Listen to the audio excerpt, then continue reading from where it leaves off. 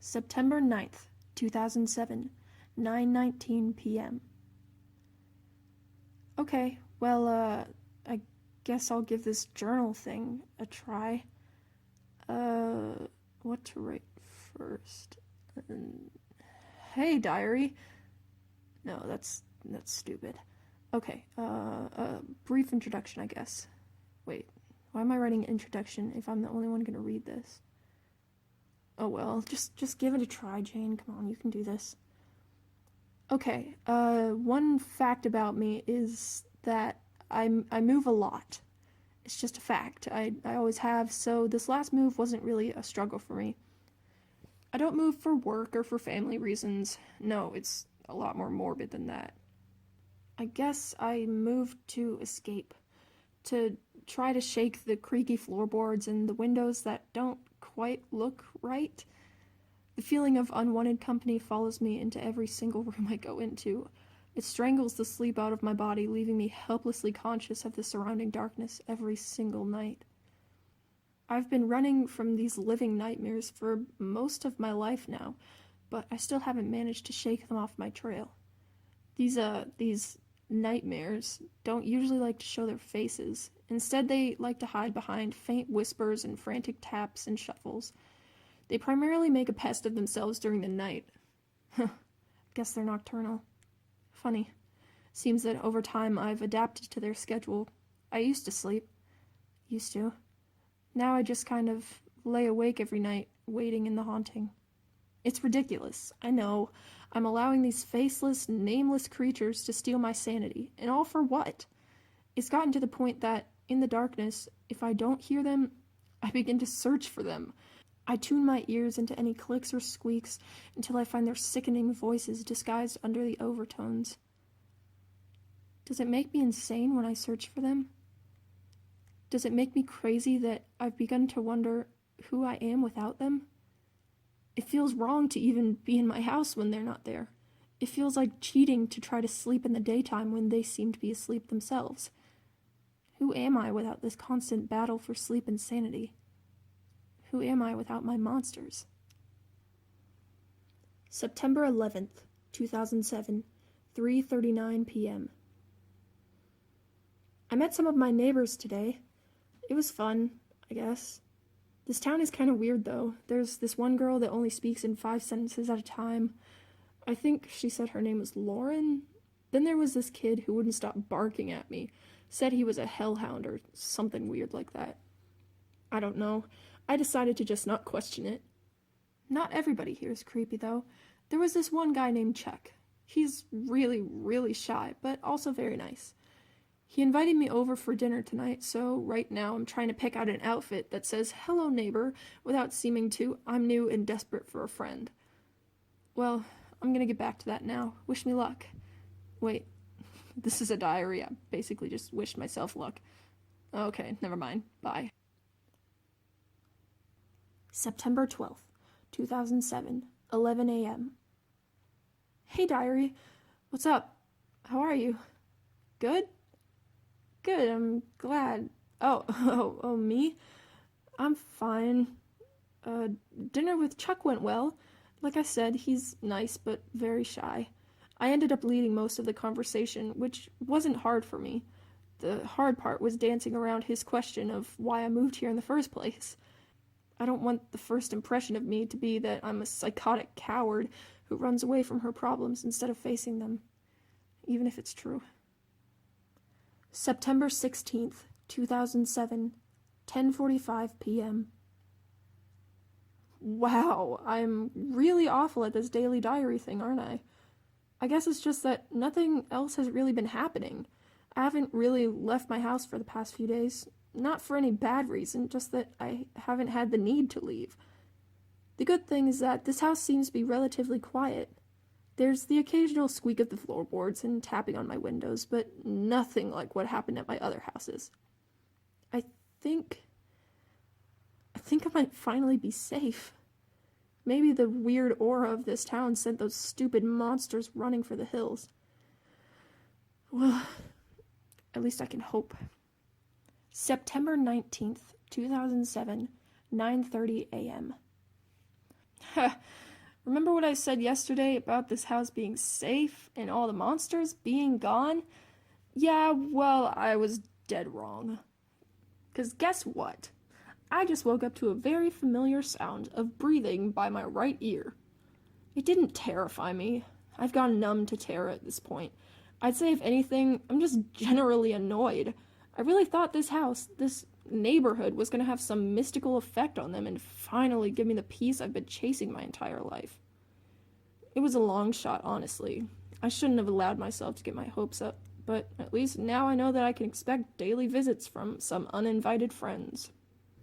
September 21st, 2007, 3:45 p.m.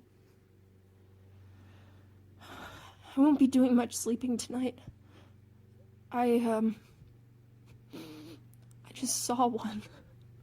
I've never seen one before. It curled its hands around my bathroom door until I screamed, and it recoiled back into itself. I had gotten used to the noises, the whispers. I'd gotten used to the disembodied voices, but now that I've finally seen their face, I've never been more terrified. But something about the way that the thin figure recoiled seemed very familiar to me, and now I'm realizing that maybe they've been just as afraid of me as I have of them. So what's changed? Why reveal themselves now? September 22nd, 2007, 10:14 p.m. One just smiled at me. I don't really know what to think of it. Past me would have been terrified to see that jagged, toothy smile, but present me is just confused. Its smile almost calmed me. Like any previous fears I had melted away the second it acknowledged me. I think they're becoming less scared. I think they're beginning to trust me. September 24th, 2007, 2:52 p.m. Is it insane that I'm beginning to miss those stupid monsters during the day? I feel something inside of me longing for their nightly visits, something stashed in the back of my brain that's cursing the sun for staying out so long. September 26th, 2007, 9:54 p.m. I'm counting down the minutes until their next visit. They should be arriving soon. I'm feeling excited, I guess would be the word. I suppose I can fill the waiting time with writing in this stupid journal. Well, my life has been absolutely unexciting. I haven't gotten out of the house much. I've just had no need to. I've been up for entirely too long, but it doesn't really matter all that much. I mean, who needs sleep anyways when you have something keeping you busy all night? Also, Chuck called earlier. He was rambling on about something relating to sports, so needless to say, I wasn't fully dedicated to the topic of our conversation. Chuck is a nice guy. I'm just getting the feeling that he likes me a lot more than I like him. Oh, they're here. I gotta go. September 27th, 2007, 11:57 p.m. There's one at the end of my bed. There's one looking between the crack of my closet door, and there's one smiling at me from atop my fan. There's also one hiding behind my curtains. That particular one doesn't really want me to look at him. Why not? I'm not gonna hurt him. He's my friend. I would never hurt my friends. September 30th, 2007, 10:23 p.m. The hiding one just showed me its face a couple minutes ago. He was lovely. I told him he didn't need to be embarrassed. I'm glad that they're beginning to trust me. I heard the big one whispering to the others about something they're planning, but I couldn't make out what they were saying. But they promised to let me know soon. I'm excited to find out what all the secrets are about. but I'm gonna try to sleep now. Tomorrow's a big day for me. I have an interview at the nearby bank, and I need to be well rested so I don't slur my words too much. My friends understood and promised to quiet down tonight. They really seem to care about me. October 1st, 2007, 4:31 p.m. Well, they told me the secret. They said that they don't like it here. They said that this house scares them. I told them they were just being silly and that there was nothing to be afraid of, but they still insisted that they didn't like being here. I mean, I can't just send them off onto the streets. What kind of friend would I be if I kicked them out now? I've known them for so long, and I care about what they have to say, so I told them I would think about it and give them an answer as soon as possible. The big one seemed impatient, but he agreed to give me a couple hours to think. I just wish they would have told me why they didn't like this house. I mean, I can redecorate if they don't like the setup. I'm even willing to buy them their own beds so they don't have to sleep under mine anymore. That could actually be a win-win situation, being as it gets very annoying with them rattling all about in the middle of the night and waking me up. We'll see. 11:30 p.m. Well, I thought about it, and I said yes. The big one seemed very excited, jumping all around the place and making an unearthly noise. I thought it was kind of cute to see it all happy, though. Usually my friends didn't show any emotion, so this was a nice change of pace. Anyway, they pleaded that we move as soon as possible, so I said we could get packing tomorrow, and again the big one let out with an excited shout.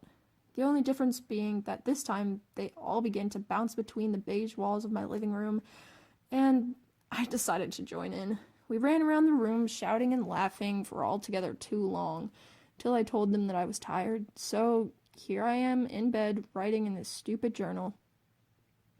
Well, anyway, I should go to bed. I've got a big day tomorrow. Does it even matter? It's late. Distraction is all that's left of me. I had so many dreams and aspirations. I relied on blind faith in the universe to lead me to success. I wasted too much time pretending to believe in myself. There's only one thing I can do. Only one request, one demand that is flooding my mind now. Destroy. I must destroy it for them. They can't live here anymore. They've grown weary of this place. I have to destroy it. October 23rd, 2007, 8:06 a.m. Ashes, ashes, they all fell down. All I saw were ashes. All I felt was the blistering heat. All I knew was that I was dancing in the rubble and I was enjoying it. Why was I enjoying it? I could hear their screams escaping from their gaping mouths. I could feel their quickened heartbeats pulse through the air. I could taste the salt of their tears evaporating into the smoke all around me. It filled me. It pleased me. Why did it please me? All I remember is feeling overwhelmingly relieved, as if the sooty air was cleansing my lungs instead of choking them. I've been in the loony bin for a couple weeks now, and let me tell you, it's just as bad as everybody says. There's people screaming at nothing and speaking all sorts of nonsense that I don't even want to try to understand. But thank God the police gave me back my beloved diary after they finished snooping around it. What did they expect to find? It's not like I was planning to take over the world or anything. I was just doing a favor for my friends. I don't belong in here. I'm lonely in here. Someone called Zyprexa won't let me see my friends. How could they do this to me? My friends are all alone and I'm stuck in here and I can't help them. I hate this place. I hate this place. I hate this place. I hate this place. I hate this place. I hate this place. I hate this.